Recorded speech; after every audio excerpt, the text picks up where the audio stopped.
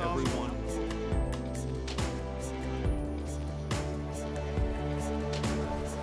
Just having the conversation. Because, I'll go back 10, 15 years ago. We didn't show our internal operations center to anybody because it was top secret. But in reality, there are no real secrets in there. It's process, it's procedures, it's programs. We're managing incidents very similar to what everyone else does. It's not national security. So over the last 15 years, we've come to that conclusion that, whilst we have a lot of complex issues and, we do have some internal, I guess, IP secrets that we want to maintain, but for the most part, we don't. And whilst there's a lot of competition between companies like, let's take Google, Apple, Microsoft. There was a time we didn't speak.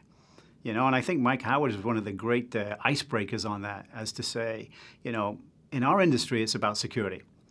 It's not about sales. It's not about competitive edge. It's about security. It's about keeping people safe. So, having the conversation, and not only amongst security professionals, but also amongst the business, consultants, architects, it really needs to be a very broad conversation. Security is no longer just a security department. It's a business culture.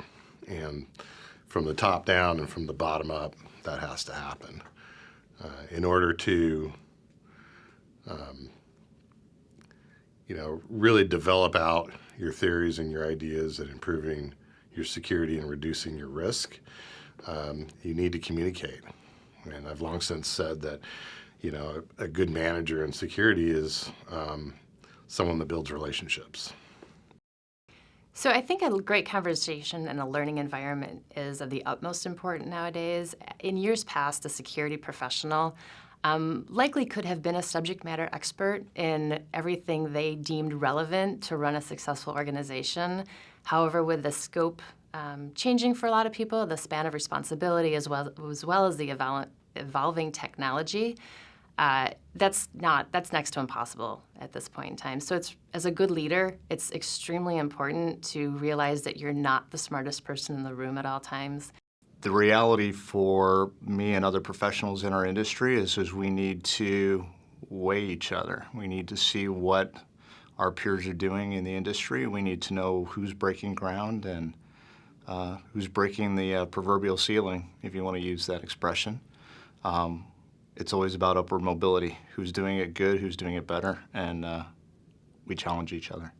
I think we need a great conversation as a people and as a society to bring together different perspectives, whether it's from the risk security side, from the human resources side, from the preparedness kind of angle, because fundamentally we never know where that missing piece of the puzzle to a security concern or an issue or a larger threat might come from.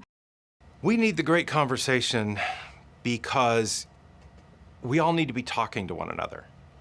We need to talk amongst ourselves, not just cybersecurity, but the integrators, the consultants, the physical security, because we're all fighting the same bad guys out there. An attacker may attack me today. They may attack Google tomorrow and Amazon the next day. We don't know everything, and there's so much change operating around us, happening to us. Each and every day, depending on your vertical, your space, whether it's healthcare, manufacturing, military, law enforcement, regardless of what the industry is, you just can't know it all.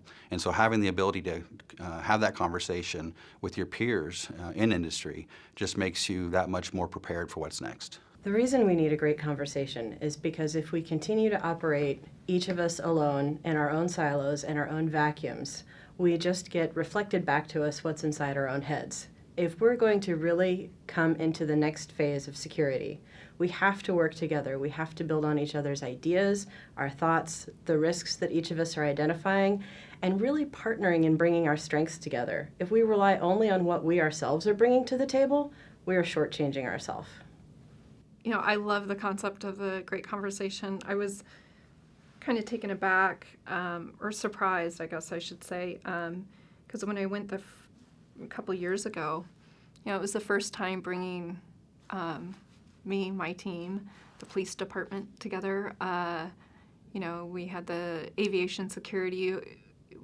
It was a group of folks who didn't normally get together on an everyday basis. And now, on a regular basis, I'm with the police department or the fire department or the other security groups. And that's exciting. It was just such a timely thing to see the great conversation happening when it was exactly what I felt was happening, organizationally. And I get excited about that. For us,